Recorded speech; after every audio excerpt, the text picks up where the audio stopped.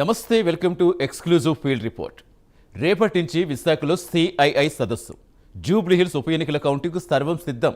నకిలీ మద్యం కేసులో నిందితులకు రిమాండ్ పొడిగింపు. జూబ్లీహిల్స్లో గెలిచినా ఓడినా మేమే ప్రత్యామ్నాయమంటున్న బీజేపీ. ఈ అంశాలపై ఫీల్డ్ రిపోర్ట్ అందించేందుకు విశాఖ నుంచి మా కరెస్పాండెంట్ చంద్రశేఖర్, హైదరాబాద్ నుంచి కుమార్, నాగేంద్ర, విజయవాడ నుంచి రాజ్ కుమార్ ఫీల్డ్లో సిద్ధంగా ఉన్నారు. ముందుగా విశాఖ సమ్మిట్కు సంబంధించి మాట్లాడుకుందాం. రేపటి నుంచి విశాఖలో సిఐఐ సదస్సు జరగనుంది. 2 రోజుల పాటు సదస్సు జరుగుతుంది. సదస్సుకు విశాఖ ఆల్రెడీ ముస్తాబైంది. విద్యుత్ దీపాలతో ప్రధాన కూడలు కనిపిస్తున్నాయి. విద్యుత్ దీపాలు అందరినీ ఆకట్టుకుంటున్నాయి. విశాఖలో రేపు జరగబోయే ప్రపంచ పారిశ్రామిక భాగస్వామ్య సదస్సు కోసం అన్ని ఏర్పాట్లు పూర్తయ్యాయి. విశాఖ వివిధ దేశాల నుంచి ప్రతినిధులు భారీగా తరలి వస్తున్నారు. ఈ క్రమంలోనే నగరాన్ని సుందరంగా మార్చేశారు అధికారులు. బీచ్ రోడ్ నుంచి ప్రధాన కూడలన్నీ విద్యుత్ దీపాలతో అలంకరించారు. ఎయిర్పోర్ట్ నుంచి సదస్సుకు వెళ్లే ఏయూ ఇంజనీరింగ్ కాలేజ్ గ్రౌండ్ రహదారి వెంబడి సుందరంగా అలంకరించారు. ఇక మరోవైపు భారీగా పోలీస్ బందోబస్తు కూడా ఏర్పాటు చేశారు. పూర్తి తెలిసేందుకు ఫీల్డ్లో మా కరెస్పాండెంట్ చంద్రశేఖర్ ప్రస్తుతం సిద్ధంగా ఉన్నారు. చంద్రశేఖర్, ఇప్పుడు అందరి చూపు విశాఖ వైపే ఉంది. ప్రపంచవ్యాప్తంగా చాలా మంది పారిశ్రామికవేత్తలు కూడా అటెండ్ అవుతారు. వాళ్ళు ఇప్పటికీ 80,000 కూడా కుదురుతున్నాయని చెప్తున్నారు. సో ఎలా కనిపిస్తోంది కంప్లీట్గా విశాఖ మీకు? రైట్ సతీష్, చూసుకుంటే కూటమి ప్రభుత్వం అధికారంలోకి వచ్చిన తర్వాత వరుస పెట్టుబడులన్నీ కూడా ఆంధ్రప్రదేశ్ వైపు అయితే తొంగు చూస్తున్నటువంటి పరిస్థితి కనిపిస్తుంది.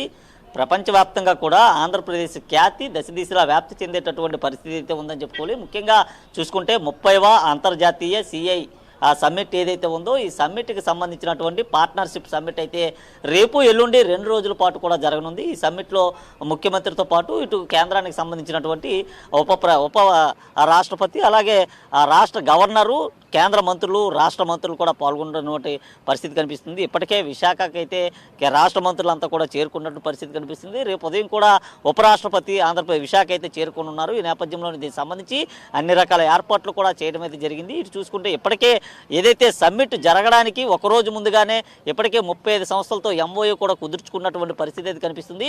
ఒకవైపు చూసుకుంటే ఐటీ హబ్గా కూడా విశాఖ అయితే ముందుకు వెళ్తున్నటువంటి పరిస్థితి ఉంది. ముందుకు కూడా ఐటీ హబ్గానే రూపుదిద్దుకుంటున్నటువంటి పరిస్థితి ఉంది. నేపథ్యంలో చూసుకుంటే విశాఖలో రేపు ఎల్లుండి 2 రోజుల పాటు కూడా జరగబోయేటటువంటి సిఐఐ పార్ట్నర్షిప్ సమ్మిట్ ఏదైతే ఉందో దీనికి సంబంధించి నగరాన్ని అంతా కూడా సుందరంగా తీర్చిదిద్దారు. ఎక్కడికక్కడే విద్యుత్ దీపకాంతులను కూడా ఏర్పాటు చేసినటువంటి పరిస్థితి ఉంది. విశాఖ సాగర తీరం వెంబడి ఉన్నటువంటి సాగర తీరంలో కూడా విద్యుత్ కాంతులతో వెలుగులు విరజిమ్ముతున్నటువంటి పరిస్థితి కనిపిస్తుంది. మనం చూసుకుంటే మన ప్రస్తుతం ఉన్నటువంటి ఎక్కడైతే సిఐఐ సమ్మిట్ ఏదైతే జరగనుందో సమ్మిట్కి సంబంధించినటువంటి సభా ప్రాంగణంలో మనం ఉన్నాం. సభా ప్రాంగణానికి దాదాపు 33 నుంచి 40 దేశాలకు సంబంధించినటువంటి వారంతా కూడా హాజరు కానున్నారు. దాదాపు 2 నుంచి 2,500 లేదా 3,000 మంది ప్రతినిధులు కూడా హాజరయ్యేటటువంటి అవకాశం అయితే కనిపిస్తుంది. వీరందరితో కూడా భాగస్వామ్యానికి సంబంధించినటువంటి ఎంఓఏలు కూడా చేసుకున్నటువంటి పరిస్థితి కనిపిస్తుంది. దాదాపు 415 నుంచి 420 సంస్థలు కూడా భాగస్వామ్యంలో చేరేటటువంటి అవకాశం అయితే ఉంది. దాదాపు చూసుకుంటే 9.8 లక్షల కోట్ల పెట్టుబడులు కూడా విశాఖ వైపు వచ్చేటటువంటి పరిస్థితి ఉంది. ఆంధ్రప్రదేశ్ వైపు కూడా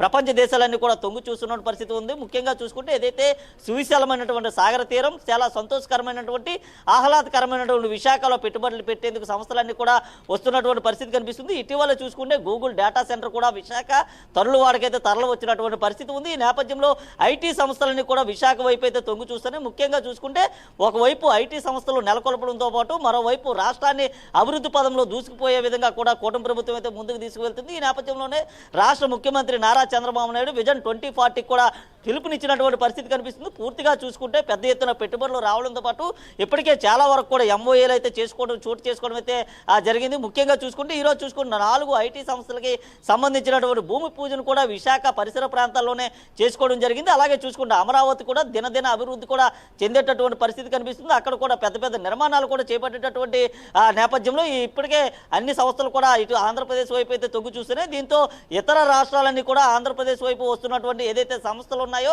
ఆ సంస్థల వైపు చూస్తూ కూడా చాలా తీవ్ర అసూయ అయితే వెలగెక్కేటటువంటి పరిస్థితి ఉంది. ముఖ్యంగా చూసుకుంటే ఇప్పటికే ఈ ప్రాంతం నుంచి తరలిపోయినటువంటి ఏవైతే సంస్థలు ఉన్నాయో ఆ సంస్థలు మరలా తిరిగి వెనక్కి వచ్చి పెట్టుబడులు పెట్టేందుకు కూడా సిద్ధమైనటువంటి పరిస్థితి అయితే కనిపిస్తుంది. ఈ నేపథ్యంలోనే ఈరోజు ఉదయం చూసుకుంటే ఏదైతే గ్రీన్ ఎనర్జీకి సంబంధించినటువంటి సంస్థ తిరిగి వెళ్ళి వెనక్కి వచ్చినటువంటి పరిస్థితి ఉంది. గత ప్రభుత్వంలో వాళ్ళు ఇక్కడ పెట్టుబడులు పెట్టేందుకు సూచించినప్పటికీ వారికి సరైనటువంటి సముచిత స్థానం కల్పించకపోవడంతో ఇక్కడ వెళ్ళిపోయినట్టుగా తెలుస్తుంది. ఈ నేపథ్యంలోనే మరలా కూడా ఈరోజు ఉదయం రాష్ట్ర రాష్ట్ర ఐటీ శాఖ మంత్రి నారా లోకేష్ ఆధ్వర్యంలో ఎంఓయూను కూడా చేసుకోవడం అయితే జరిగింది. దాదాపు దాని ద్వారా కూడా 10 నుంచి 15 వేల మందికి కూడా ఉపాధి అవకాశాలు కూడా కల్పించనున్నారు.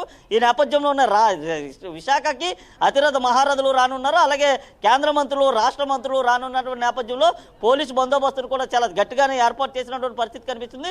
ముఖ్యంగా చూసుకుంటే మొన్న ఢిల్లీలో జరిగినటువంటి ఘటన ఏదైతే ఉందో ఆ ఘటన అనుసారంగా తీసుకున్నటువంటి పోలీసులు పెద్ద ఎత్తున కూడా బందోబస్తును కూడా ఏర్పాటు చేశారు. ఇటు చూసుకుంటే విశాఖ ఎయిర్పోర్ట్ నుంచి ఏదైతే ఆంధ్ర యూనివర్సిటీకి సంబంధించినటువంటి ఇంజనీరింగ్ కళాశాల మైదానం ఏదైతే ఉందో ఆ పరిసర ప్రాంతంతో పాటు ఇటు మధురవాడ, అలాగే చూసుకుంటే ఆర్కేబీ సముదాయంలో ఉన్నటువంటి ఏదైతే నోవాటెల్ హోటల్, అలాగే జగదాంబ కూడలి, అన్ని కూడల్లో కూడా పెద్ద ఎత్తున కూడా విద్యుత్ కాంతులు ఏర్పాటు చేసినటువంటి పరిస్థితి కనిపిస్తుంది. అలాగే రేపు జరిగేటటువంటి ఏదైతే సిఐయు ఏదైతే సమ్మిట్ ఏదైతే ఉందో సమ్మిట్కి సంబంధించి లోపలికి వెళ్లే వారందరూ కూడా ప్రత్యేకమైనటువంటి పాసులు అనుమతించేటటువంటి పరిస్థితి ఉంది. క్షుణ్ణంగా పాసులు తనిఖీ చేసిన తర్వాత మాత్రమే వారందరికీ కూడా లోపలికి అనుమతిస్తారు. ఈ నేపథ్యంలోనే ఇప్పటికే విశాఖకైతే నిన్న నారా చంద్రబాబు నాయుడు కూడా చేరుకోవడం జరిగింది. ఈ రోజు చూసుకుంటే నారా లోకేష్ కూడా విశాఖకు వచ్చారు. 4 రోజుల పాటు కూడా వారంతా విశాఖలో ఉండేటటువంటి పరిస్థితి కనిపిస్తుంది. ముఖ్యంగా ఇతర దేశాల నుంచి వచ్చేటటువంటి వారందరికీ కూడా ఆతిథ్యం ఇచ్చే విధంగా కూడా అన్ని రకాల ఏర్పాట్లు అయితే చేయడం జరిగింది. ఎక్కడ ఎలాంటి అవాంఛనీయ సంఘటనలు చోటు చేసుకోకుండా కూడా అన్ని చర్యలు, భద్రతాపరమైనటువంటి చర్యలు తీసుకుంటున్నారు. రేపు లేదా ఎల్లుండి 2 రోజుల పాటు జరిగేటటువంటి ఏదైతే పార్ట్నర్షిప్ సంబంధించినటువంటి సమ్మిట్ ఏదైతే ఉందో దీంట్లో పెద్ద ఎత్తున కూడా పెట్టుబడులు పెట్టేందుకు ఎంఓయూలు కూడా కుదిరే అవకాశం అయితే ఉంది. సతీష్, డెఫినెట్గా చంద్రశేఖర్, ఎందుకంటే